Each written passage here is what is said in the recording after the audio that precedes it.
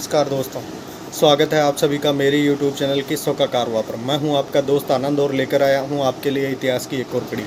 जी हां दोस्तों, खंडेला के इतिहास की हम बात कर रहे थे। राजा बहादुर सिंह खंडेला कैसे औरंगजेब के सेनापति को अकेला छोड़ करके बुरहानपुर की चौकी पर वापस खंडेला आ चुके थे। और इसी समय दोस्तों एक मुख्य घटना का जिक्र करना ज़रूरी है। इस समय दोस्तों एक सतनामी विद्रोह फैल गया था। सतनामी समुदाय के लोगों ने विद्रोह कर दिया था। दरअसल बात ऐसी है कि सतनामी एक धार्मिक संप्रदाय था और जिसकी स्थापना नारनौल के पास विजेसर नामक गांव के वीरभान नामक व्यक्ति ने की थी। और ये अपने धर्मों पर चलने वाला एक संप्रदाय था। इसी समय दोस्तों सतनामियों के किसी एक व्यक्ति की लड़ाई औरंगजेब के सैनिक से हो गई और बात ज़्यादा बढ़ गई तो हाथापाई पे आ गई और उन सैनिकों ने मिलकर के एक सतनामी व्यक्ति को मौत के घाट उतार दिया। जब दोस्तों ये बात सतनामियों के मुखिया को पता चली तो उन्होंने पूरे एरिया में मारकाट मचा दी और औरंगजेब की सेना का जो डेरा था करतब खान, जो उनका मुख्य फौजदार था, पूरे टेंट तंबुओं को आग लगा दी गई और वहाँ से जान बचा करके करतब खान को भागना पड़ा। दोस्तों जब करतब खान भाग गया उसके बाद में ये सूचना औरंगजेब को मिली। औरंगजेब बिल्कुल कुलबुला उठा था। औरंगजेब के जीवन में एक से बढ़ के एक आफत लगातार आते जा रही थी दोस्तों, क्योंकि उसको ये अनुभव हो चुका था कि अपने यहाँ पर सभी विद्रोही बन चुके हैं और कुछ उसकी हिंदू विरोधी नीतियाँ थी जिसकी वजह से यहाँ का हिंदू परेशान हो चुका था औरंगजेब से। इसी के दौरान सतनामियों ने जो विद्रोह किया उसके अंदर सतनामियों के एक व्यक्ति को जब मौत के घाट उतार दिया तो उन्होंने 17 कोस तक के सारे इलाके लूट लिए, मारकाट मचा दी और सतनामियों ने 1 रुपया कर भी देने के लिए औरंगजेब को बिल्कुल मना कर दिया।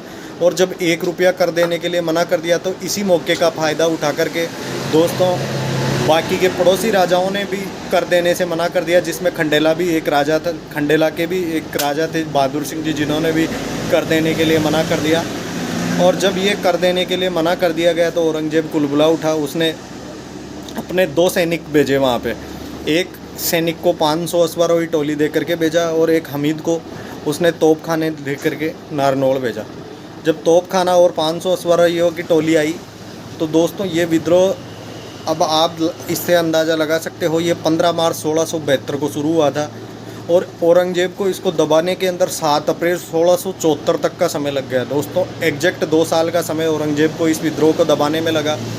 औरंगजेब हमेशा दोस्तों अपने जीवन काल में ऐसे विद्रोह में ही उलझा रह गया और वो इधर उधर कहीं भी नहीं बढ़ पाया।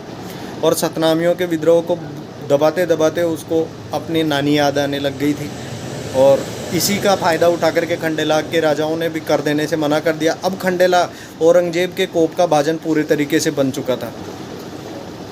अब औरंगजेब के सेनापति को खंडेला पर आक्रमण करना बनता ही था। इसी वजह से खंडेला के ऊपर पहला आक्रमण उन्होंने दोस्तों फौलाद खां को आदेश भेजा और फौलाद खान ने अपने किसी साथ वाले उप सेनापति को भेजा जिसका नाम सिद्दी विरहाम खान था। सिद्दी विरहाम खान का पहला आक्रमण खंडेला के ऊपर हुआ। इस विद्रोह की और इस आक्रमण की चर्चा हम अगली कड़ी में करेंगे। तब तक के लिए नमस्कार। अगर आपको मेरे चैनल के किस्से पसंद आते हैं तो इनको चैनल को लाइक, शेयर और सब्सक्राइब अवश्य कीजिए। सतनामी विद्रोह की घटना का जिक्र करना इसलिए ज़रूरी था क्योंकि दोस्तों इसने पूरे हिंदुस्तान के अंदर एक क्रांति ला करके रख दी थी और इसी का फ़ायदा उठा करके खंडेला के राजा ने भी औरंगजेब को कर देने से मना कर दिया था।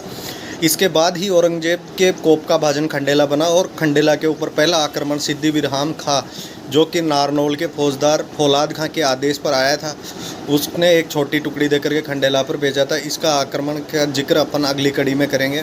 नमस्कार।